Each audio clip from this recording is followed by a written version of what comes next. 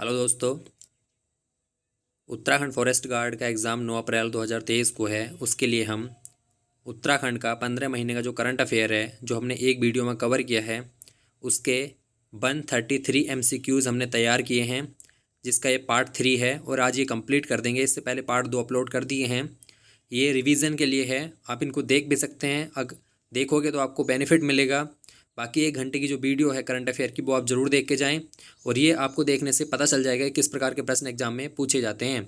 तो ये part 2 upload हमने पहले कर दिए थे, ये पार्ट 3 है। इसमें आज हम सारे कंप्लीट कर देंगे और इसके बाद हम नेशनल के भी MCQs बनाने का प्रयास करेंगे।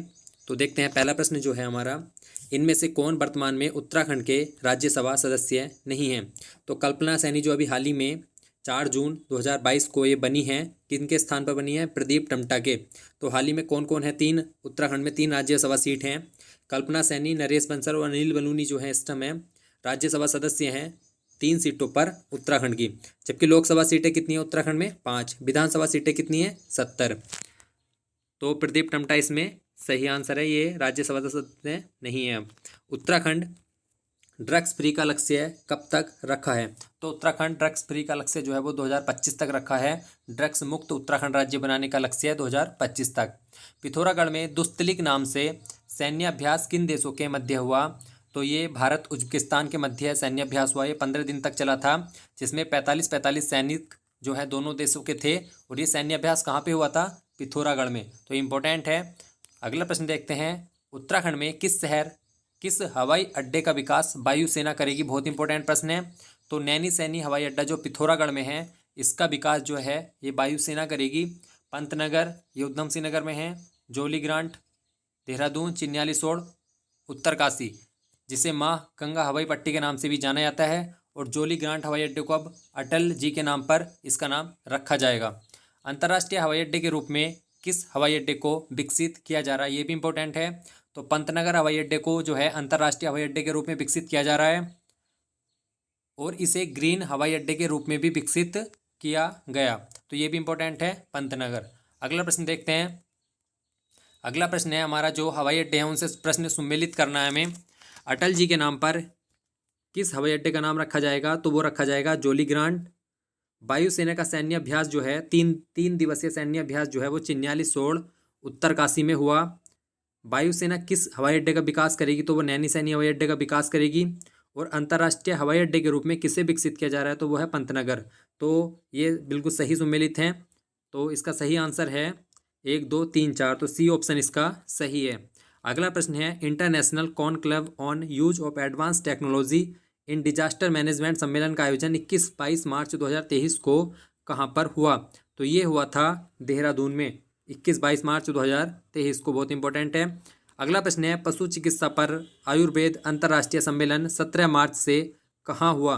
तो ये हुआ था हरिद्वार में। ये अभी हाल ही का प्रश्न है, बहुत ज़्यादा इंपॉर्टेंट है। पशु चिकित्सा पर आयुर्वेद अंतर्राष्ट्रीय सम्मेलन कहाँ पर हुआ था? तो ये हुआ था हरिद्वार में। क्षेत्रीय परिषद की 15वीं बैठक का आयोजन कहाँ पे हुआ? तो क्षेत्रीय परिषद की 15वीं बैठक ये देहरादून में आयोजित की गई थी। ये भी इंपॉर्टेंट है। अगला प्रश्न देखते हैं, अंतर्राष्ट्रीय योग महोत्सव 1 से 7 मार्च 2023 तक कहाँ पर आयोजित हुआ? तो ये उत्तराखंड के ऋषिकेश में आयोजित हुआ अंतर्राष्ट्रीय योग महोत्सव। अगला प्रश्न है, G20 से संबंधित कथन चुनिए। G20 के लिए बजट में 100 करोड़ का बजट प्रावधान है। सही है, बिल्कुल। उत्तराखंड में G20 की 3 बैठक होंगी। सही है। पहली रामनगर में जो आयोजित हो चुकी है 28 से 30 मार्च। दूसरी जो है ऋषिकेश में और तीसरी भी ऋषिकेश में आयोजित की जाएगी। G20 में टिहरी की दिव्या नेगी थी, उन्होंने एक राष्ट्रीय युवा संसद जो है उसका आयोजन हुआ था दिल्ली में। उसमें जो है उत्तराखंड का प्रतिनिधित्व कर G20 पर इन्होंने व्याख्यान दिया था दिव्या नेगी ने। एक बैठक रामनगर में और 2 ऋषिकेश में होगी। तो चारों कथन से वह सही हैं। तो डी ऑप्शन इसका सही है। अगला प्रश्न है, पहली बैठक 28 से 30 मार्च रामनगर में आयोजित हो गई है। दूसरी बैठक 25 से 27 मई ऋषिकेश में। तीसरी बैठक 26 से 28 जून ऋषिकेश में। तो तीनों सही हैं। 1, 2, 3 इसका सही आंसर है। तो ये वाला कथन हमारा सही हो गया, ये वाला ऑप्शन सही है। अगला प्रश्न देखते हैं, सम्मिलित कीजिए बैठक का जो उद्देश्य है। G20 की 3 बैठक है, उनका उद्देश्य क्या क्या है? तो पहली बैठक जो रामनगर में हुई थी उसका उद्देश्य है साइंस एडवाइजर राउंड टेबल का जो इसका उद्देश्य था। दूसरी जो है वो एंटी करप्शन पर है। तीसरी जो है वो वर्किंग ग्रुप ऑन इंफ्रास्ट्रक्चर पर है। तो 2, 1, 3 हमारा जो है कौन सा ऑप्शन सही होगा? 2, 1, 3। तो सी ऑप्शन हमारा सही है। ग्रामीण उत्तराखंड उद्यमिता समिट 2023 देहरादून में आयोजित किया गया। कहाँ पर? 2023 देहरादून में किया गया। ये किस नाम से किया गया? तो ये किया गया था हमारा गुल्लक नाम से। तो इम्पोर्टेंट है। वर्ष 2023 को किस वर्ष के रूप में मनाया जा रहा है? तो ये तो बहुत ज़्यादा इंपॉर्टेंट प्रश्न है। अंतर्राष्ट्रीय मोटा अनाज वर्ष के रूप में जो है इसको मनाया जा रहा है। इसे अंतर्राष्ट्रीय मिलेट वर्ष भी कह सकते हैं, अंतर्राष्ट्रीय बाजरा वर्ष भी कह सकते हैं, क्योंकि मोटे अनाज को बढ़ावा देने के लिए जो है इसको मनाया जा रहा है। तो इससे एक प्रश्न आपको एग्जाम में जरूर मिलेगा। प्रदेश में मंडुआ जो है उसका एमएसपी कितना घोषित किया गया है? तो 3,578 रुपये इसका एमएसपी घोषित किया गया है। अगला प्रश्न है, मोटे अनाज को बढ़ावा देने के लिए केंद्रीय बजट में किस योजना का प्रावधान किया गया है? तो वो है श्री अन्न योजना। श्री अन्न योजना का प्रावधान किया गया है मोटे अनाज को बढ़ावा देने के लिए। मिलेट मिशन पर जो सम्मेलन हुआ मोटे अनाज को बढ़ावा देने के लिए, वो कहाँ पे आयोजित हुआ? तो ये आयोजित हुआ है दिल्ली में। बहुत ज़्यादा इंपॉर्टेंट है। और इसके अप्रैल मई में जो है उत्तराखंड में भी मेले लगेंगे, देहरादून और हल्द्वानी में। अगला प्रश्न है, बालाश्रय योजना जो है वो संबंधित है। तो वो किससे संबंधित है? अनाथ बच्चों से संबंधित है बालाश्रय योजना। अगला प्रश्न है, मुख्यमंत्री अंत्योदय योजना में 3 गैस सिलेंडर वर्ष में दिए जाएंगे। यह कहाँ से शुरू हुई? तो ये जो है पौड़ी से शुरू हुई है और इसमें 3 गैस सिलेंडर देने का जो है प्रावधान है। अगला प्रश्न है, सीएम उद्यमान खिलाड़ी योजना 8 से 14 वर्ष के बच्चों को कितने रुपए दिए जाएंगे? तो सीएम उद्यमान खिलाड़ी योजना 29 अगस्त 2022 को शुरू हुई थी खेल दिवस के अवसर पर। इसमें जो है खिलाड़ियों को, जो 8 से 14 वर्ष तक के बच्चे हैं खिलाड़ी, उन्हें 1500 रुपये दिए जाएंगे। अगला प्रश्न है हमारा, रेशम कीट बीमा योजना जो है, रेशम में जो अगर बीमारी आने पर जो है फसल नष्ट हो जाती है तो उसके बीमा के लिए जो है इसको शुरू किया गया है 9 मार्च 2023 से। और इसमें जो है कितने रुपए प्रीमियम देकर बीमा करा सकते हैं? तो 750 रुपये देकर ये प्रीमियम करा सकते हैं। प्रारंभ में ये 4 जिलों में शुरू की गई है। अगला है हमारा, किस मिशन के तहत कुमाऊं क्षेत्र के धार्मिक स्थलों का विकास किया जाएगा? तो मानस खंड मंदिर माला मिशन जो है इसके तहत धार्मिक स्थलों का कुमाऊं के जो है उसका विकास किया जाएगा। पुरस्कार को सम्मिलित कीजिए। प्राइड ऑफ इंडिया पुरस्कार किसको दिया गया है? तो ये दिया गया है हरिमोहन सिंह। 4th option.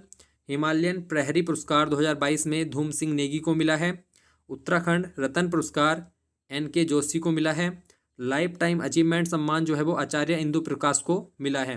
तो जो सही आंसर है हमारे 4, 1, 2, 3। तो हमारा जो है 4, 1, 2, 3 डी ऑप्शन हमारा इसमें सही होगा। अगला प्रश्न है हमारा, पुरस्कार ही सम्मिलित करने हैं। इसमें भी हमें स्वच्छ राजनीतिज्ञ सम्मान जो है वो पुष्कर सिंह धामी जी को मिला है। उत्तराखंड शौर्य सम्मान धन सिंह रावत जी को मिला है।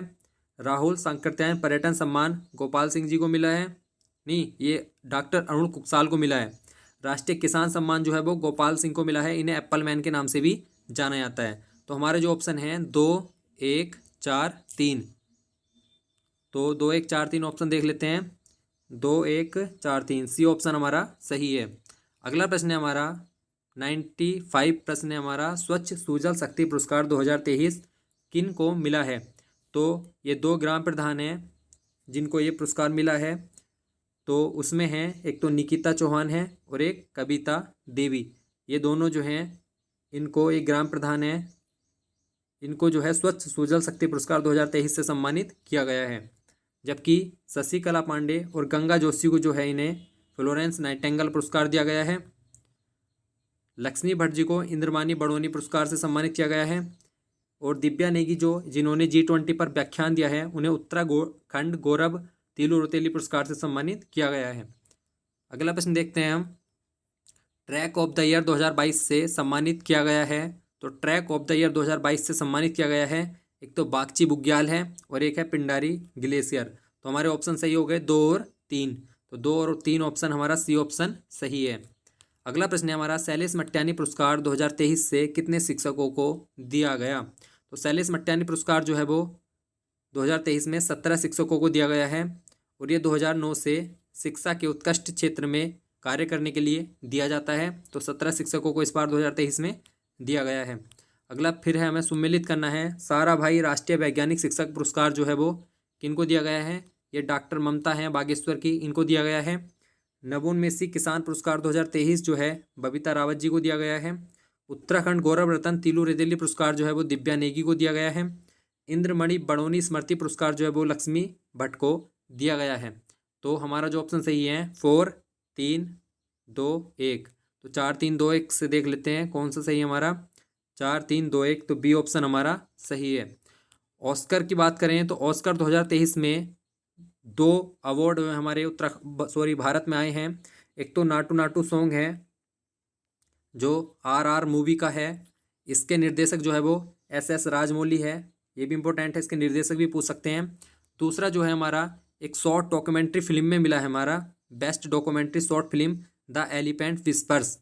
तो इसमें जो सिनेमेटोग्राफर थे वो थे करण थपलियाल, जिनका संबंध उत्तराखंड से है। तो इसमें पूछा गया है कि उत्तराखंड के कौन से जिले से इनका संबंध है, तो इनका संबंध है पौड़ी जिले से। तो ये ऑस्कर जो है इस बार आने के चांसेस हैं, इसको अच्छे से तैयार कर लें। तो ये हमारे जो हैं 101 प्रश्न हो गए। अभी हमारे 32 प्रश्न और बचे हैं। इसको हम 4th वीडियो में बना देंगे क्योंकि वीडियो ज़्यादा लंबी हो जाएगी। 11 मिनट की वीडियो है तो शॉर्ट वीडियो है जिससे आपको देखने में भी आसानी हो। वो वीडियो हम शाम को अपलोड कर देंगे। तो 4 वीडियो में आपके 133 प्रश्न कंप्लीट हो जाएंगे। उत्तराखंड का 15 महीने का करंट अफेयर की आपकी प्रैक्टिस हो जाएगी। और इसके अलावा जो 1 घंटे की हमारी वीडियो है वो हम जरूर देख के जाएँ। नेशनल करंट अफेयर की भी 46 मिनट की वीडियो है। तो 2 वीडियो हैं, उनका लिंक जो मैं डिस्क्रिप्शन में दूंगा, जिसको 2 वीडियो को देख के आपकी फॉरेस्ट की तैयारी आपकी अच्छी हो जाएगी। जिसने अभी तक नहीं देखी वो ज़रूर देखें और चैनल को लाइक शेयर सब्सक्राइब जरूर करें। उसके अलावा अन्य जो हिंदी साहित्य ग्रामर की वीडियोज़ हैं वो भी हमारे चैनल पर हैं, वो भी आप देख सकते हैं। तो फॉरेस्ट की तैयारी करते रहें। अब 3 तारीख हो गई आज, बहुत कम समय बचा है, तो तैयारी करते रहें। लास्ट टाइम का जो रिवीजन होता है वही एग्ज़ाम में बहुत ज़्यादा काम आता है। तो इसलिए इन 5-6 दिन में अच्छे से सारा रिवाइज़ कर लें। जितना आपने पढ़ा हुआ है उसका आपको एग्ज़ाम में फ़ायदा मिलेगा। तो सभी को all the best forest guard के लिए। धन्यवाद। 4th वीडियो शाम को अपलोड होगी। ये 3rd वीडियो अभी थोड़ी देर में आपको अपलोड कर दी जाएगी। धन्यवाद।